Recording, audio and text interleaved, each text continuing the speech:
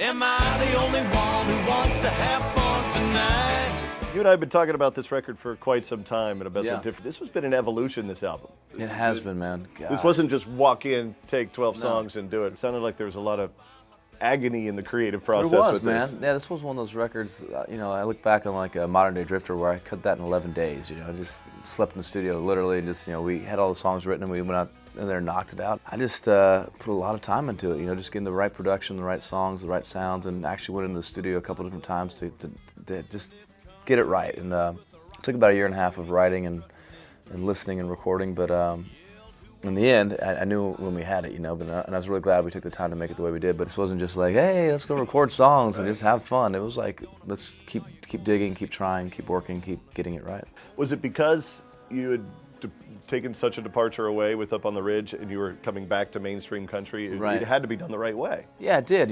With Up on the Ridge, it really was kind of like pulling the plug and everything, just getting off the grid and just making this kind of grassy record that I had always wanted to make. And so coming down off that, it's like, okay, now where do I go? How do we get back? Because I don't want to go back to where I was. I wanted to evolve the sound a little bit. And so I took a bus with a bunch of musicians. We went to Asheville, North Carolina, and had a blast. 5 days just recording. And from those sessions came Am I the Only One, which was, it's been one of the best songs for the road we've ever had. Back to mainstream Yeah, it was country. great. It was Number one very fast. Number one very fast, and the girls get up on the shoulders very fast, and the beers get raised up in the air. It's just a great song for the road. Time to get it on. Am I the only one who wants to have fun tonight? I went back on the road after recording that song, and fans right up in your face, and it was like, it really helped me remind me of exactly what I wanted to do with my record, or just the sound I wanted to use. And I think after Up on the Ridge, I kind of was like, okay, I'm not going to make a record with that many banjos or mandolins or dobros. I'm going to make more of a mainstream country record. But then after, You don't want to forget that part. yeah, but well, that's what happened. I kind of did that. Then I got back out there on the road with our fans, and I'm like, wow,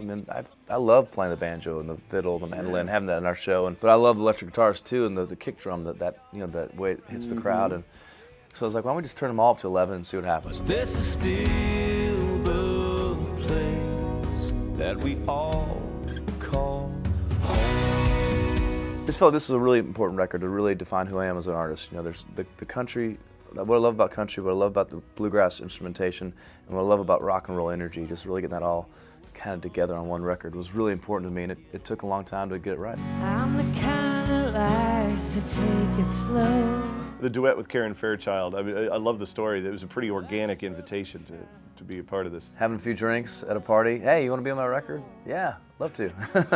Next day, boom. Yeah, exactly. This song, it's a great song that I'd heard as a duet when John Randall, my good friend and producer, he pitched it to me. I heard it, I was like, well, I wanted to make a duet out of it, and the first person I thought of that I've always wanted to sing with was Karen. I love Little Big Town. They're so talented. They're stupid talented.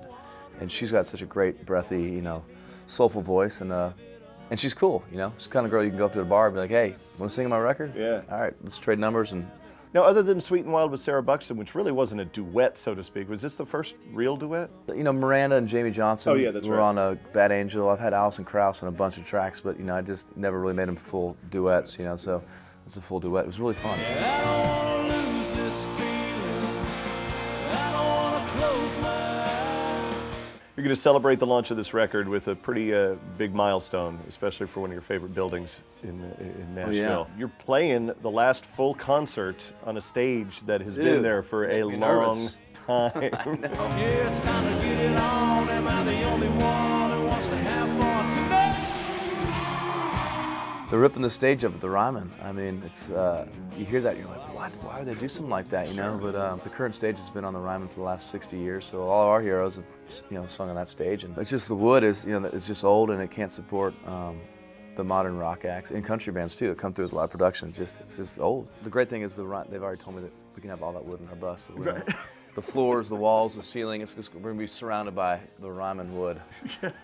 No, I wish. It'll make her feel that fine.